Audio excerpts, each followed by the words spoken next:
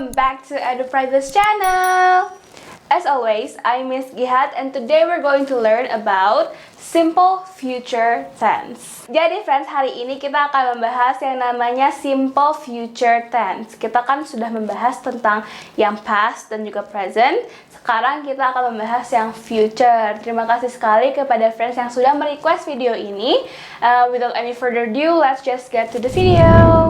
Jadi simple future tense itu apa sih?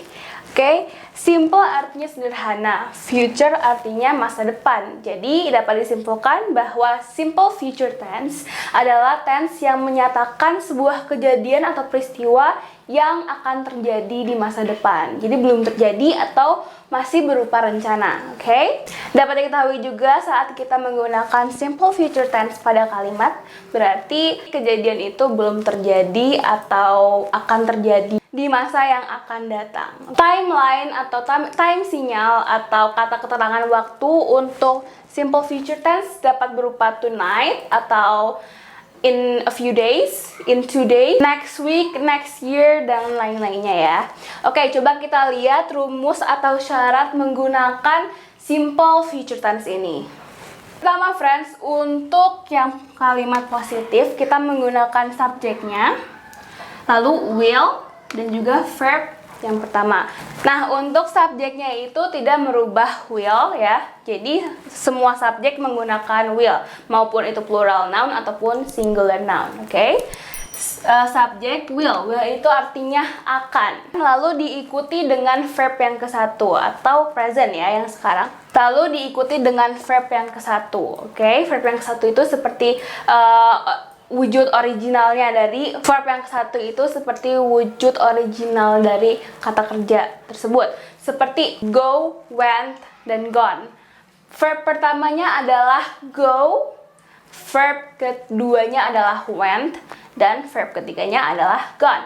Jadi kita menggunakan verb 1 karena verb pertama karena kata kerjanya merupakan fakta atau yang belum terjadi gitu. Untuk contohnya bisa dilihat di sini, he will have dinner with me tonight. Dia akan makan malam denganku malam ini. Oke? He adalah subjeknya, will adalah auxiliary verbnya. Sini, have dinner with me tonight.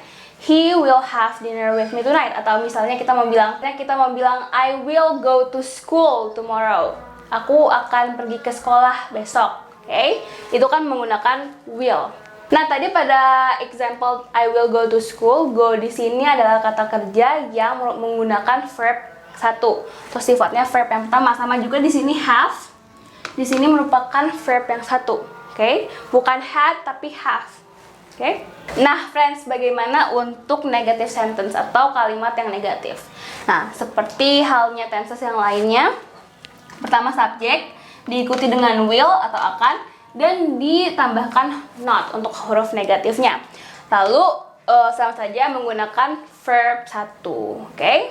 Untuk contohnya, he will not have dinner with me tonight. Dia tidak akan makan malam bersamaku malam ini. Oke? Jadi tinggal ditambahkan not. Nah, friends, bagaimana untuk interrogative sentence-nya atau kalimat pertanyaan? Nah, seperti tenses lain, subjek dan auxiliary verb-nya tinggal ditukar. Jadi, will he have dinner with me tonight? Will you go to school tomorrow? Nah, gitu ya. Nah, friends, untuk fungsi dari simple future tense ini ada 2 ya. Pertama, untuk menyatakan aktivitas atau kejadian yang belum terjadi. Nah, misalnya di sini ada I will visit him at 3 o'clock. Aku akan jenguk dia at 3 o'clock pada jam 3. Oke? Nah, I will di sini kan menyatakan aku akan. Jadi belum terjadi tapi akan terjadi. Nah, yang kedua ada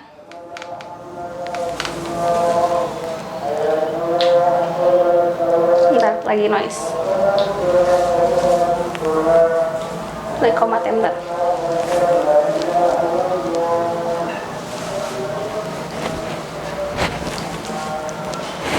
Nah, contoh lain bisa I will go to sleep at 9 o'clock. Itu kan aku akan tidur jam 9. Jadi belum terjadi tapi akan terjadi. Conditional sentence type 1 ini menyatakan sebuah kalimat pengandaian yang hasil atau konsekuensi dari tindakan itu mungkin akan terjadi pada masa depan. Contohnya, if it rains, jika akan turun hujan, you will get wet. Kamu akan basah, kamu akan basah. Nah, itu adalah conditional sentence type 1. Atau misalnya, if you don't study, jika kamu tidak belajar, you will fail. Kamu akan gagal, gitu ya. Nah, friends, untuk latihan, Miss mau kalian membuat sentence atau kalimat yang menggunakan simple future tense di kolom komentar di bawah. Okay, friends, that is it for today's lesson. Don't forget to like this video if you like it, and subscribe to the channel and press down the notification bell below if you haven't already. If you have any other questions, just ask in the comment section below, and I'll see you next time. Goodbye!